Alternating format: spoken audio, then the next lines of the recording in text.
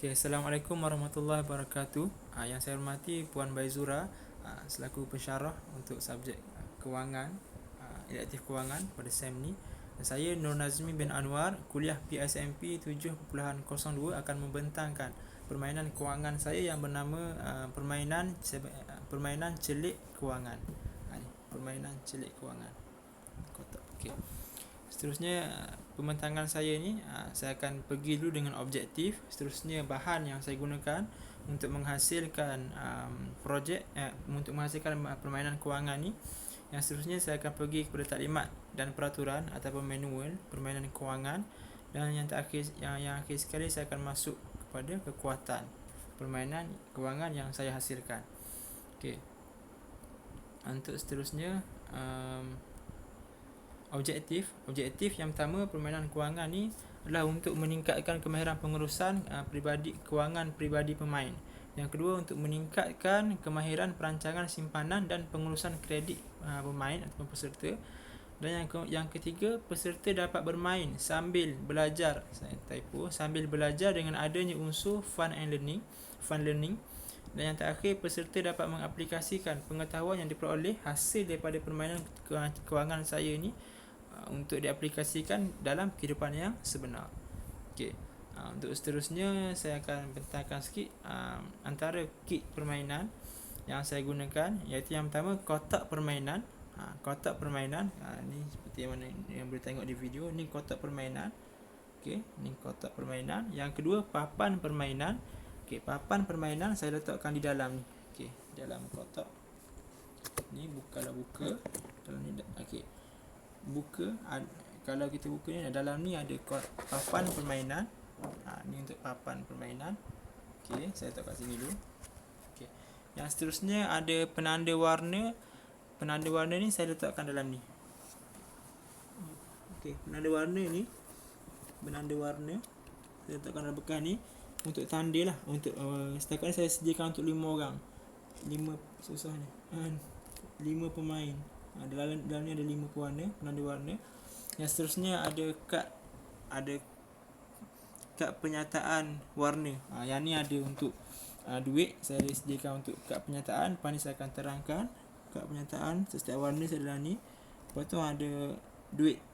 Saya sediakan 6 jenis duit, 6 angka duit lah. Yang pertama RM20, RM500, RM100, RM1000, RM50, dan juga RM10. Semuanya dalam ni. Okey. Lepas tu yang seterusnya QR code manual permainan. Ni untuk manual permainan, berada di awal. Contoh ni kotak, buka je kotak, kita akan jumpa dengan manual permainan dulu. Cara nak akses manual permainan ni kena QR ni, scan QR code. Saya gunakan secara online lah, buat secara TMK, teknologi maklumat dan komunikasi. Dan seterusnya ada juga smart dice. Untuk permainan saya ni, saya tak menggunakan dadu secara mawujud. Tidak. Sebaliknya saya menggunakan dadu secara aplikasi yang saya download daripada Google Play Store. Okey, seperti mana yang ni puan boleh tengok. Ni dadu yang saya gunakan pada skrin. Ni dadu yang saya gunakan untuk jalankan permainan. Dadu ni mudah, kita hanya perlu tekan saja. Tekan, dia akan, inilah fungsi dia macam dadu mawujud, cumanya ni bersifat ICT untuk lebih menarik perhatian peserta lah. Kalau kita tekan lagi, dia akan keluar nombor-nombor lain. Samanya fungsi dia macam dadu yang biasa. Okey, kita balik kepada slide.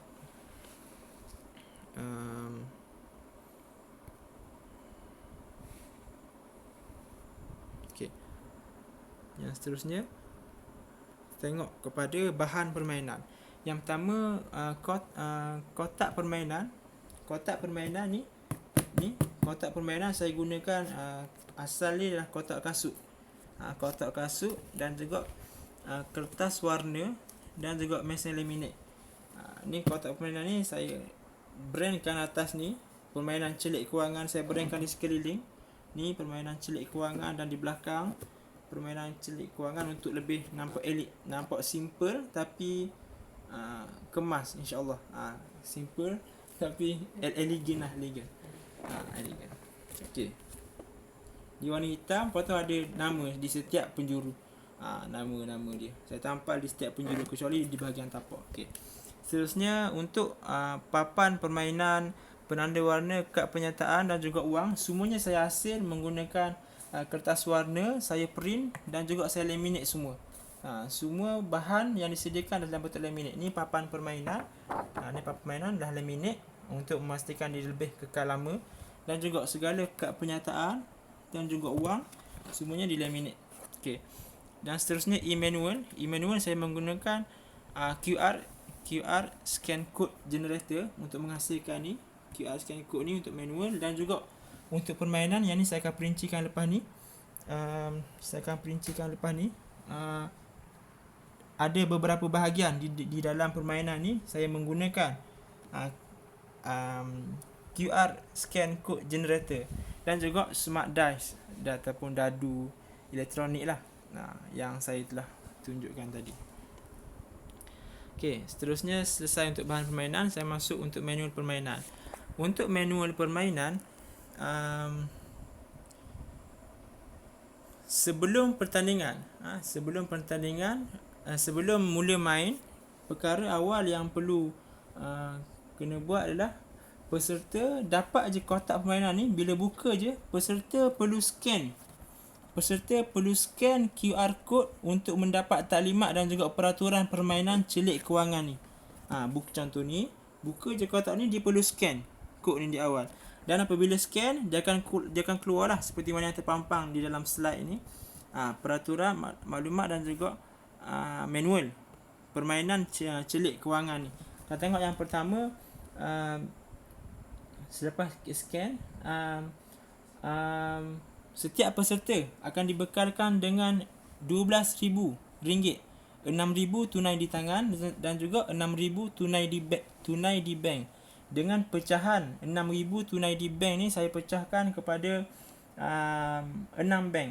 MyBank 1,500, Bank Islam 1,500, BSN 1,000, Tabung Haji 1,000, CIMB 1,000. Yang ni untuk memudahkan proses ketika di setiap checkpoint yang ada bank tu. Kita ada buat transaksi di setiap bank, sama ada dia dapat dividen, faedah, dimelabur dan sebagainya. Di kad ni. Okey.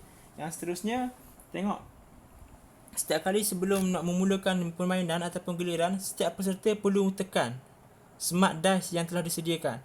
Ataupun ni lah, smart dice ni dadu secara online untuk memulakan lah, sebab kita guna dadu secara maujud. Okey. Yang seterusnya, di setiap checkpoint ni saya ada, okey, sebelum tu untuk kad ni, saya ada klasifikasikan kad ni mengikut warna. Contoh untuk warna merah ni kita akan letak di bahagian pelaburan. Sebab permainan ni yang utama dia, tunjang utama dia berasaskan 3 komponen. Yang pertama pelaburan, yang kedua simpanan, yang ketiga adalah pengurusan kredit. Cuma untuk memeriahkan lagi permainan yang saya hasilkan ini, saya meletakkan sekali unsur suspend kot. Di beberapa bahagian, contoh ni ada dituliskan keputusan. Keputusan ni adalah, keputusan ni saya sediakan juga. Ni keputusan ni adalah satu perbelanjaan yang mengejut. Perbelanjaan yang mengejut yang perlu dikeluarkan oleh peserta ataupun pemain. Contoh, bila dia giliran dia lepas sampai sini dekat keputusan, maka dia kena ambil sini dekat bahagian ni. Ambil ni. Kurang satu, okey, baca sekian dia kena belanja berapa, kena keluarkan berapa. Lepas tu kena bayar dekat bank. Ni untuk memeriahkan lagi lah permainan ni. Maknanya tak tertakluk hanya pada pelaburan, pengurusan kredit dan juga simpanan. Dan juga di setiap hujung stesen checkpoint 6, checkpoint 15 dan checkpoint 21, saya juga menghasilkan satu cabutan bertuah. Di setiap stesen checkpoint ni, cabutan bertuah untuk memeriahkan lagi permainan ni. Contoh, sampai je di checkpoint 6 ni, nak phone. Contoh, Saya cuba. Saya akan scan. Okey. Awal. Sekejap. Okey, contoh sampai di checkpoint yang ke-6 ni. Contoh sampai di checkpoint yang ke-6, sampai di giliran yang scan ni, QR scan code, dia kena scan. Lepas tu dia akan keluar satu soalan. Macam gini. Dia akan keluar soalan. Jawablah. Cabutan bertuah. Dan andai kata peserta dapat menjawab soalan ni, dia akan mendapat cash 300 daripada bank. Begitulah juga, sama je. Cumanya beza dia soalan lain. Kalau soalan di sini tentang lain, yang sini tentang lain. Tapi kesimpulan dia, tiga-tiga ni cabutan bertuah, dan menyebabkan kalau betul, bank akan beri sebanyak 300. 300. Okey, itulah untuk permainan kewangan saya. Dan juga kalau perasan, di setiap checkpoint untuk permainan kewangan saya ni, saya ada menyediakan penunjuk warna. Kalau contoh nombor 1 ni warna biru, ni warna merah, warna oranye. Ni untuk memudahkan peserta untuk merujuk. Contoh, dia dapat 4, 1, 2, 3, 4. Okay, 4 My Bank. My Bank ni apa? Lepas tu dia kena tengok kod warna kat bawah ni. Contoh kod warna ni warna merah. Maknanya warna merah dia kena cari dekat bahagian pelaburan yang kat warna merah. Dia kena cari nombor 4. Lepas tu dia tengok transaksi apa yang dia kena buat. Begitulah seterusnya. Contoh lagi, dia dapat dekat checkpoint 13. Dia dapat dekat checkpoint 13.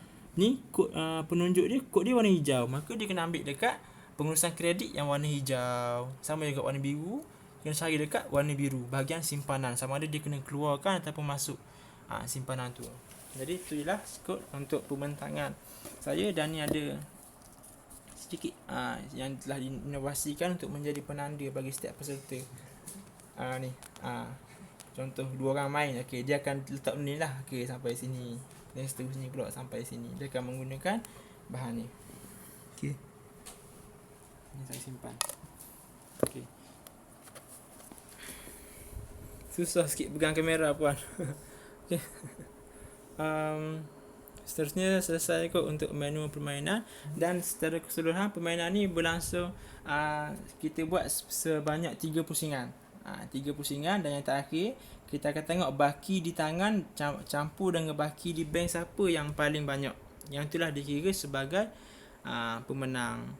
Dan segala urusan keluar masuk wang perlulah dijalankan dengan pihak bank sambil diperhatikan oleh peserta lain, untuk menggalakkan lagi persaingan dan juga mengelakkan contoh kalau ada nak main nipu ke apa. Gitulah. Selesai untuk menu permainan. Apa tu antara kekuatan lah sikit yang terakhir. Kekuatan permainan saya ni, dia menggunakan kos yang rendah. Semuanya saya gunakan laptop, PC, dan juga saya print. Yang kedua, tahan lama, sebab semua saya laminate. Tak ada satu pun yang tak laminate, untuk memastikan dia tahan lama. Dan yang ketiga, permainan menggabungkan unsur maujud dan ICT. Contohnya lah, ada yang maujud, ada yang kita gunakan ICT untuk lebih memudahkan dan menarik perhatian pemain. Yang keempat, aplikasi fun learning, menggalakkan permainan didik hibur dalam kalangan peserta. Dan seterusnya, menarik perhatian saya dah sebut. Dan yang keenam, kaedah soal jawab. Contohnya di setiap hujung tu soalan tu ada soal jawab, untuk lebih menggalakkan peserta ni lebih berfikir dan lebih bersemangat lah. Terutamanya di setiap soal jawab tu dia akan dapat bonus 300. Jadi saya kira setakat tu je lah puan, perbentangan saya yang dalam keadaan susah nak pegang phone sambil bentang ni. Wallahu alam. Saya minta maaf salah silap. Assalamualaikum warahmatullahi wabarakatuh.